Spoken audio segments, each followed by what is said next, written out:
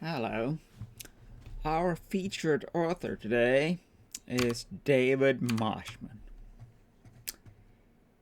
He looks like a knowledgeable guy about adolescent rationality and development, which is the title of one of his books. Another one, Epistemic Cognition and Development. And you have Reasoning, Argumentation, and Deliberative Democracy. Let's see. He is the author of 7 books, including 3 with Routledge on issues of human rationality. In Adolescent Rationality and Development, he addressed the development of advanced forms of cognition, morality, and identity in adolescence and early adulthood. In Epistemic Cognition and Development, he considered the development of knowledge and by subjectivity, objectivity, justification, and truth from early childhood through adulthood and the role of such knowledge in reasoning. Most recently, in Reasoning, Argumentation, and Deliberative Democracy from 2021, Moshman addressed the development of reasoning across the lifespan, the relation of reasoning to automatic cognitive processes, the role of argumentation in the promotion of rationality, and the prospects for democratic decision-making in groups and societies. Okay, I see no reason not to trust that this guy knows what he's talking about. And today, I am going to bring attention to a short piece of his, which really, I think, makes some good points.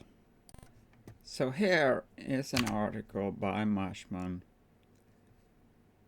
in HuffPost from 2011,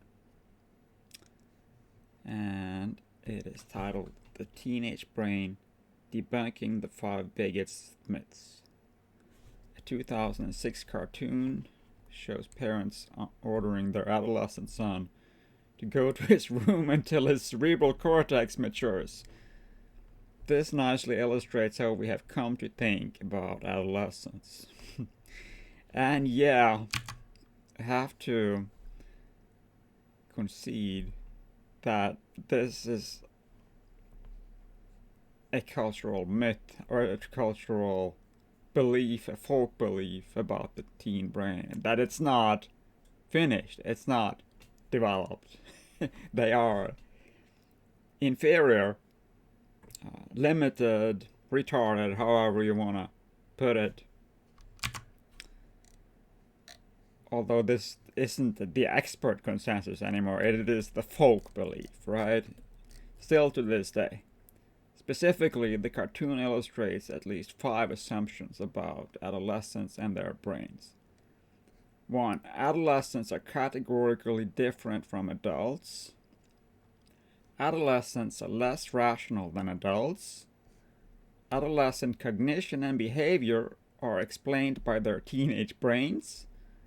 Adolescent brain development is a maturational process directed by genes. And 5. The outcome of that process is a state of maturity achieved in adulthood. All of these assumptions are false. Let me be clear. I am not just saying we do not have sufficient evidence to support some of these claims. I am saying we have plenty of evidence with regard to all of them, and the evidence shows them all to be false. First, adolescents are indeed a distinct group with respect to children, but not with respect to adults. Even among young teens, we commonly see forms and levels of knowledge and reasoning that are rarely seen in children under the age of 10 or 11. Development beyond childhood, however, is highly variable in direction and extent. And here's the key quote.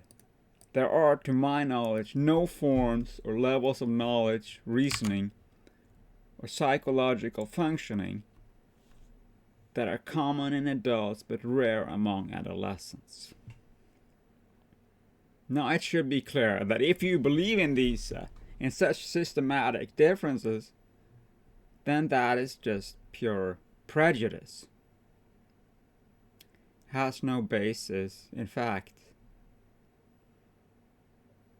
So now I'm wondering, why is that prejudice so incredibly normalized? In this day and age where if we had a similar prejudice about races, for example, or sexes, it would be considered a very bad thing indeed, and it is. To dismiss a person based on a stereotype as incapable of doing certain things just because you think you know that he can't do it because his brain is inferior.